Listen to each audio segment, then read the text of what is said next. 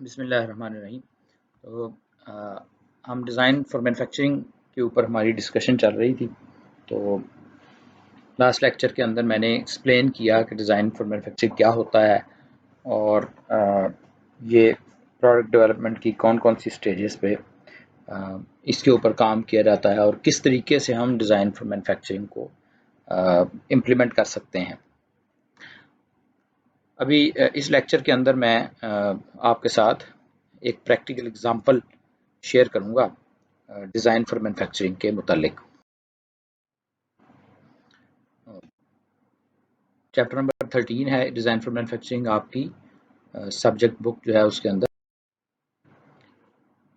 और हमारा इस टॉपिक का क्वेश्चन ये था कि how can we emphasise the manufacturing issues throughout the development process. अगर आप देखें तो राइट साइड पे जो इमेज है उसके ऊपर लिखा हुआ है कि ये एग्जिस्टिंग प्रोडक्ट है। सो प्रोडक्ट जो है अगर आप गौर करें तो वो एक ब्रेड है, कॉर्ड है और उसको एक पेपर कोन के ऊपर लपेटा गया है। ये यहाँ पर एक पेपर कोन है जो कि नज़र आ रही है। उस पेपर कोन के ऊपर ब्रेड को वाइंड किया गया है। ये एग्जिस्टिंग प्रोडक्ट है और इसको रिवाइज किया गया है। रिवाइज करने के बाद आप देखें तो ये इसका एक गोला बनाया गया है जिसके अंदर कोई पेपर कोन मौजूद नहीं है और इसको थोड़े से मुख्तलिफ तरीके से बाइंड किया गया है।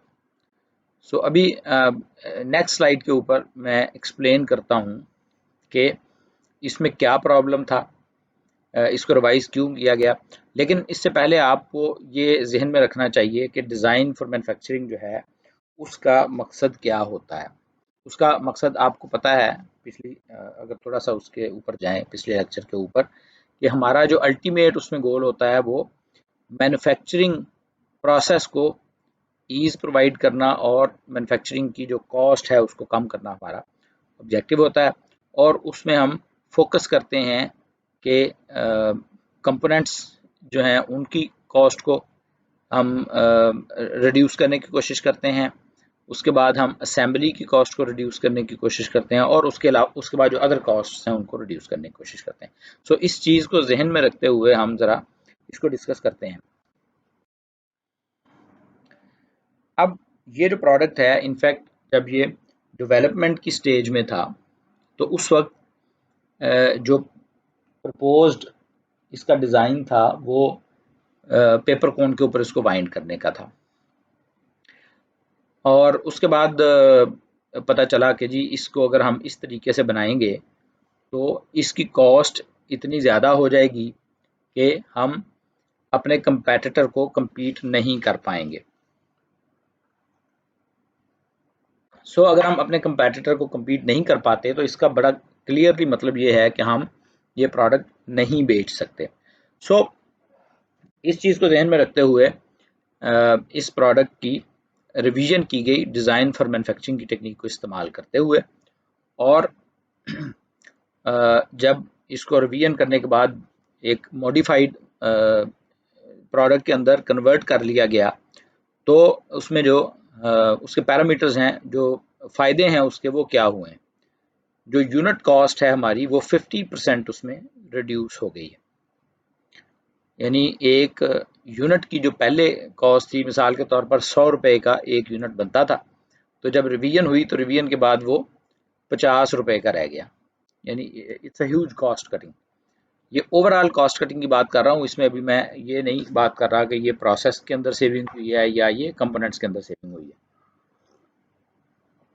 सो ये ओवरऑल कॉस्ट की बात कर रहे हैं। देयरफॉर जो कंपोनेंट्स हैं या प्रोसेस है इसके ऊपर हम बाद में आते हैं।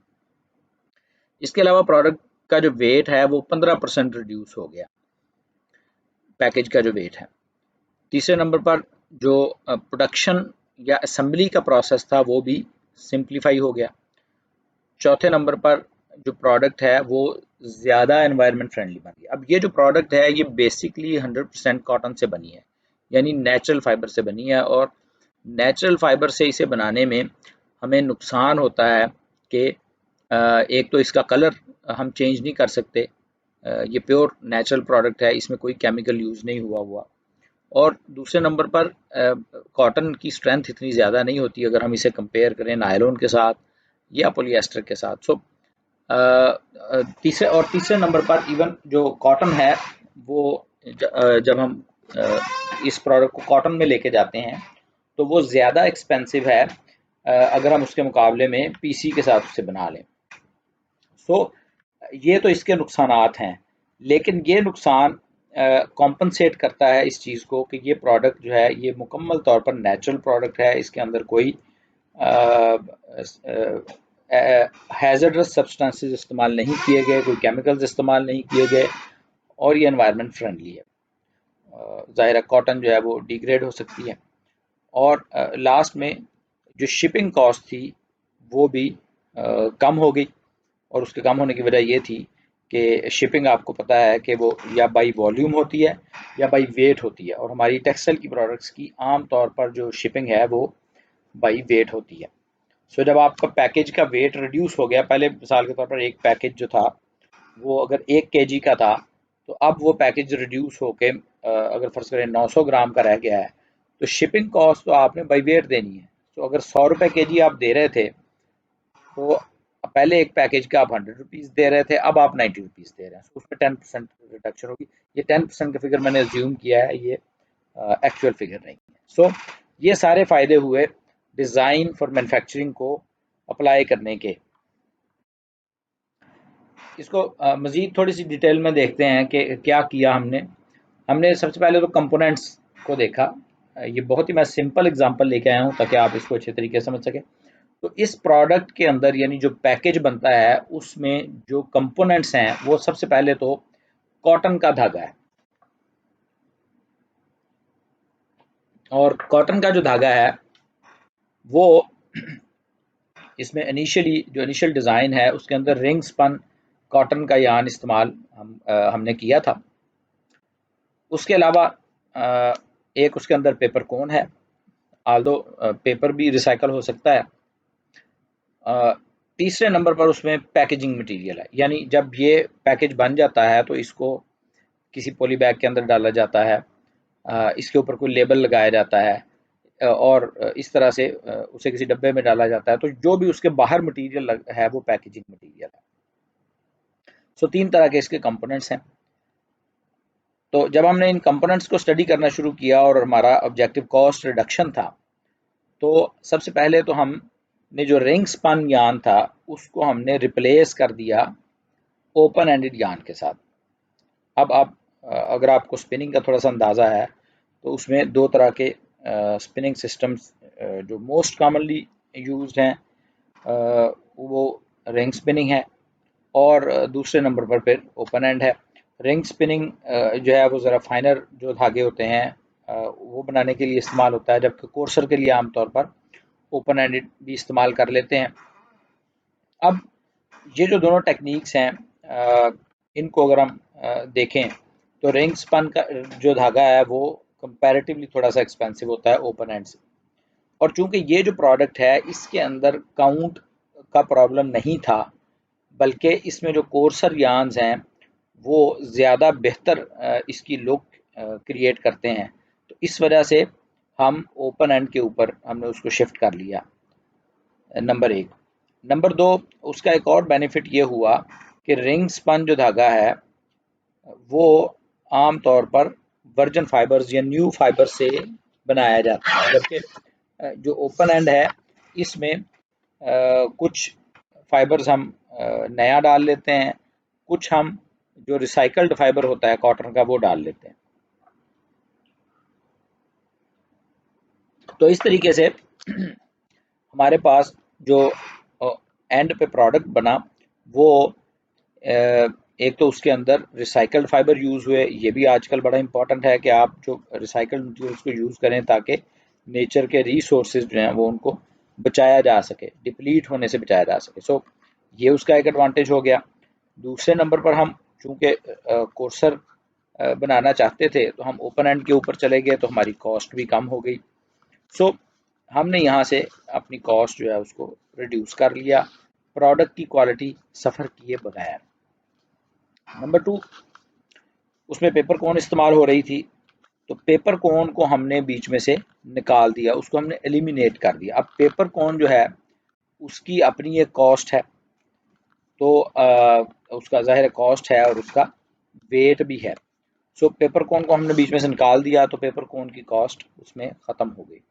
जो पैकेजिंग मटेरियल है उसको हमने नहीं छेड़ा, चूँकि वो उसकी एक एस्थेटिक रिक्वायरमेंट भी है प्रोडक्ट की, कस्टमर के लिए अपीलिंग हो। सो उसको हमने चेंज नहीं किया, उसको एज इट इज़ रहने दिया। तो दो जगहों पे हमने कॉस्ट रिड्यूस की कंपोनेंट्स के अंदर।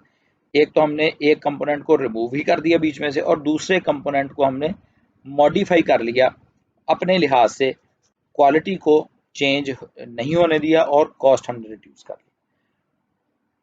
फिर हम आगे असेंबली के ऊपर या प्रोडक्शन प्रोसेस के ऊपर। अब प्रोडक्शन प्रोसेस जो है वो इसमें 2 स्टेप का या 3 स्टेप का प्रोसेस है। इनफैक्ट पहला स्टेप ये होता है कि आप धागा लेते हैं और उसको ब्रेडिंग मशीन के ऊपर डालते हैं और उसकी ब्रेड बन जाती है। ये पहला प्रोसेस है। आल्दो इससे पहले एक वाइंडिंग का भी छोटा सा प्रोसेस होता है, लेकिन से हम कहते हैं कि वो उसको हम इसमें शामिल नहीं कर रहे, चूँकि हमने उसे चेंज नहीं किया। सो पहला प्रोसेस ब्रेडिंग का होता है। उसके बाद जो प्रोसेस प्रपोज्ड था वो ये था कि 2 स्टेप वाइंडिंग होगी। 2 स्टेप वाइंडिंग क्या थी कि पहले हम इसी तरह का जो है गोला बनाते थे और उसको फिर कन्वर्ट करते थे एक मशीन के ऊपर बना के फिर दूसरी मशीन के ऊपर ले जाते थे और दूसरी मशीन के ऊपर फिर इसे वाइंड करते थे उस पेपर कोन के ऊपर। सो ये 2 स्टेप प्रोसेस था और उसके बाद फिर हम उसे पैक कर देते थे। सो असेंबली को जब हमने फोकस किया और तो उसमें जो ब्रेडिंग और वाइंडिंग का प्रोसेस है वो तो डेफिनेटली उसको चेंज नहीं किया जा सकता। जब तक ब्रेड नहीं बनेगा तब तक हम अपनी प्रोडक्ट उस तरीके से प्रेजेंट नहीं कर सकते। लेकिन जो वाइंडिंग का प्रोसेस था वो चेंज हो गया जब हमने पेपर कोन को रिप्लेस कर दिया। तो जो 2 स्टेप प्रोसेस था वो 1 स्टेप प्रोसेस में कन्वर्ट हो गया। अब ब्रेड बनने के बाद डायरेक्टली एक पहली वाइंडिंग मशीन के ऊपर जाती है, वहाँ से उसका गोला बनता है और गोला बनने के बाद वो प्रोडक्ट फाइनल हो जाता है। सो जो सेकंड स्टेज उसकी स्टेप था उसका वाइंडिंग का, जो पेपर कोन के ऊपर उसको ले जाना था, वो एलिमिनेट हो गया। तो इसका मतलब यह है कि असेंबली की कॉस्ट या प्रोडक्शन की कॉस्ट उस स्टेप के एलिमिनेट होने की वजह से चेंज हो गई है और पैकिंग जैसे मैंने पहले कहा हमने उसे चेंज नहीं किया। तीसरे नंबर पर जो इसका इम्पैक्ट आया वो ये था कि जो पेपर कोन है उसका अपना एक वेट था। मिसाल के तौर पर ये मैं पिछली स्लाइड पे भी एक्सप्लेन किया है कि अगर प्रोडक्ट के अंदर 10% वेट पेपर कोन का था तो वो हमने निकाल दिया और उसको निकालने से ये हुआ है कि हमारा ओवरऑल जो पैकेज है उसका वेट कम हो गया है और हमारी जो ट्रांसपोर्टेशन कॉस्ट है वो चेंज हो गई है। सो कॉस्ट तीसरी जो कॉस्ट रिडक्शन हमें मिली वो वहाँ पे मिल गई। इन तीनों चीज़ों को जब हमने मिलाया यानी कंपोनेंट्स, असेंबली और अदर एक्सपेंसेस को जो हमने चीज़ें प्रपोज की, वो प्रपोज होने के बाद उसके ऊपर डिस्कशन हुई, क्वालिटी इसमें कॉम्प्रोमाइज़ नहीं हुई और ये जो रिवाइज्ड वर्जन है या जो प्रोडक्ट है उसको अडॉप्ट कर लिया गया विद बेनिफिट्स जो कि मैंने लास्ट स्लाइड के ऊपर आपको दिखाए हैं।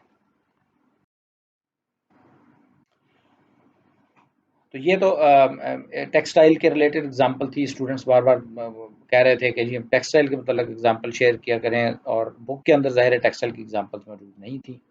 तो ये तो एग्जांपल थी टेक्सटाइल की जो मैंने आपके साथ शेयर की।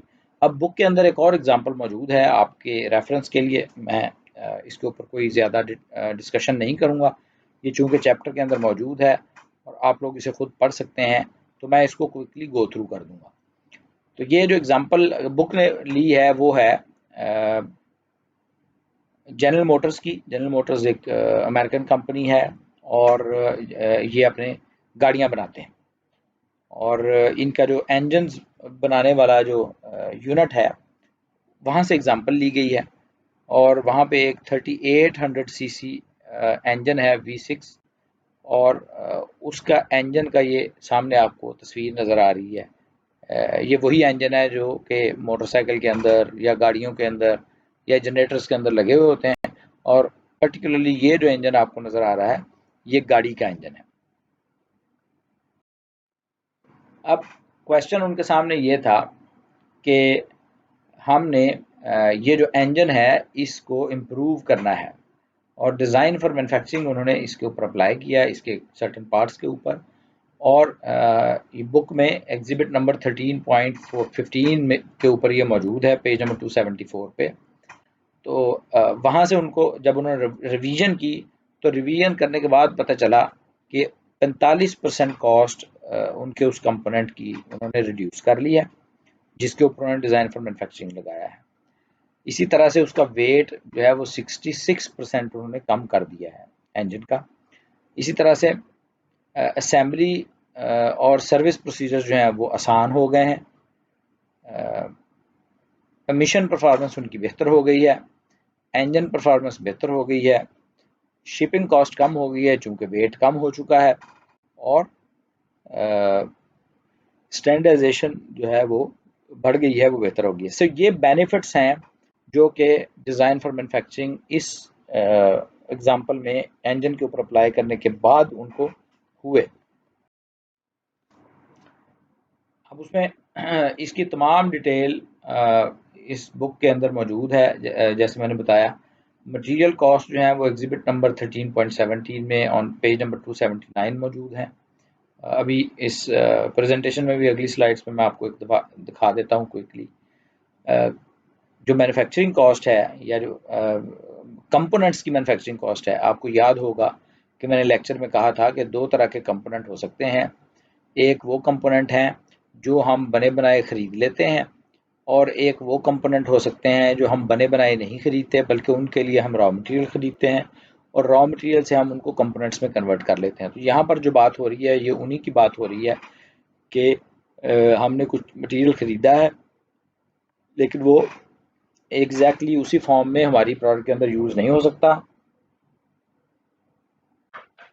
तो इसलिए हम उनको अपने फैसिलिटी के अंदर हम उनको असेंबल या उनको मैन्युफैक्चर करने की कोशिश कर रहे हैं। कंपोनेंट मैन्युफैक्चरिंग की जो कॉस्ट है वो एग्जिबिट नंबर 13.18 से लेकर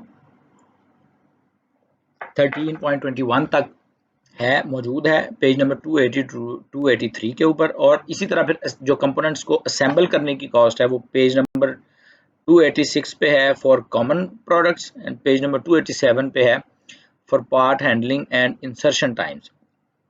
तो ये एग्जिबिट सारे वहाँ पे मौजूद हैं।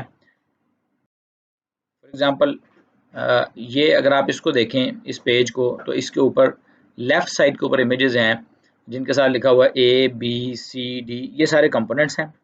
और हर एक कंपोनेंट के आगे फिर आगे कॉलम, दूसरा कॉलम है फिक्स्ड कॉस्ट का, और उसके अंदर लिखा हुआ है कि सेटअप की फिक्स्ड कॉस्ट 0.75 आवर्स उसमें लगेंगे, और उसकी कॉस्ट $60 पर आवर है।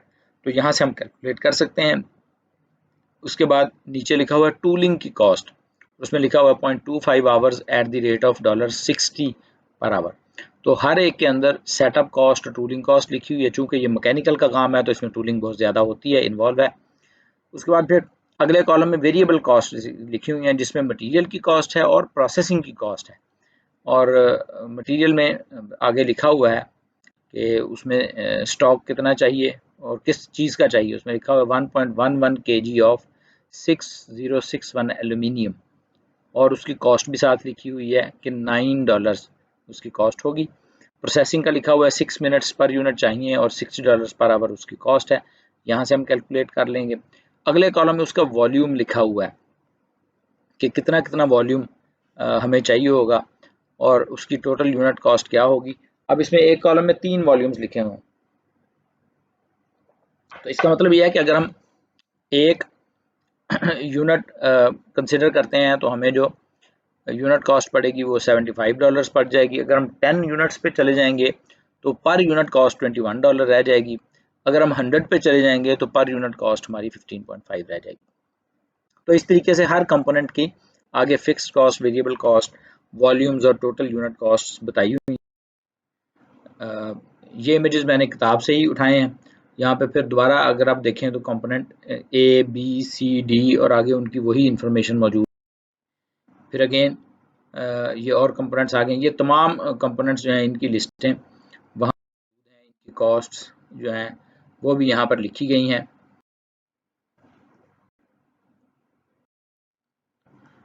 तो आपसे गुजारिश है कि ये जो एग्जांपल है इसको अगर आप मज़ीद देखना चाहते हैं तो किताब के अंदर जो पेज नंबर्स मैंने बताए हैं वहाँ पे आप इन्हें कंसल्ट कर सकते हैं।